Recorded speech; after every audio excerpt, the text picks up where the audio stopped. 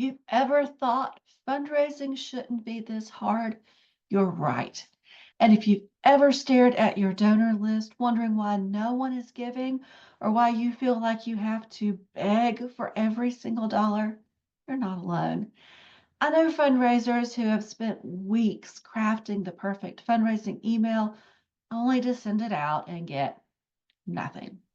Crickets. Maybe one donation from someone's mom. And after a while, you start thinking, maybe I'm just bad at this. But you're not. Fundraising feels hard, exhausting, and awkward, not because you're doing something wrong, but because most of us were taught the wrong way to do it. Let's talk about why fundraising feels so overwhelming and what you can do to make it so much easier. I remember talking to a nonprofit leader who was burnt out beyond belief. She told me, I feel like I'm constantly asking and people are constantly ignoring me. It's like I have to beg for every dollar and it's exhausting. And I knew exactly how she felt because I've been there too. See, most fundraisers, especially in small nonprofits, spend a ridiculous amount of time hustling for money. You write appeal letters, you send out emails, you put together a campaign, cross your fingers, and hope this one will be different. But most of the time, it's not. Maybe a few donations trickle in. Maybe someone gives you a pat on the back and says, you're doing great work, but doesn't actually donate. And after a while, it's hard not to take it personally. You start wondering, do people not care?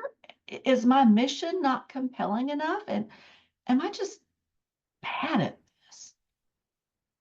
But here's the truth. The problem isn't you. It's the way you've been taught to fundraise. Here's something no one tells you. Fundraising isn't supposed to feel like begging. And if it does, it's because you've been taught to focus on the wrong thing. Most fundraisers focus on the transaction, getting the donation, without thinking about the relationship behind it. When you focus on the ask without building a connection first, of course it feels awkward. Think about it. Imagine a total stranger walks up to you and says, hey, can I borrow $100?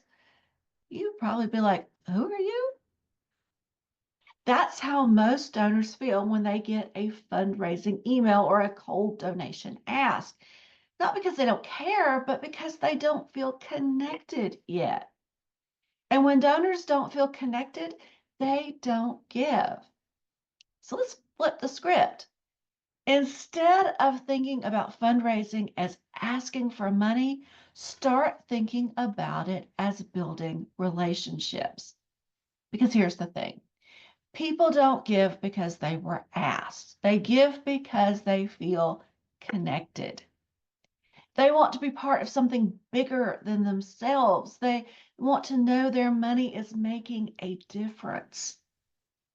Fundraising isn't about convincing people to give, it's about inviting them in to impact.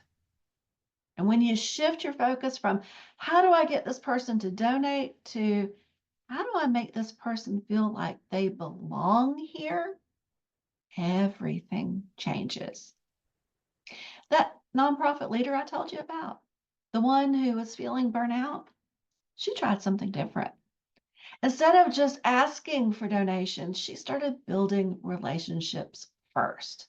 She sent thank you messages before she needed to fundraise. She started sharing impact updates without a donation request. She reached out to donors just to say, hey, I appreciate you. Guess what happened? Within a month, donors started giving on their own. No extra ask, no pressure, just genuine connection. One donor even sent her a message saying, I don't usually give this time of year, but I love what you're doing and wanted to help. That's the power of relationship-driven fundraising. So if your fundraising feels exhausting, here's what I want you to do. Stop thinking, how do I get people to donate? Start thinking, how do I make people feel like they belong? Because people don't give because they were asked, they give because they feel part of something. Make your donors feel connected, and fundraising will get so much easier.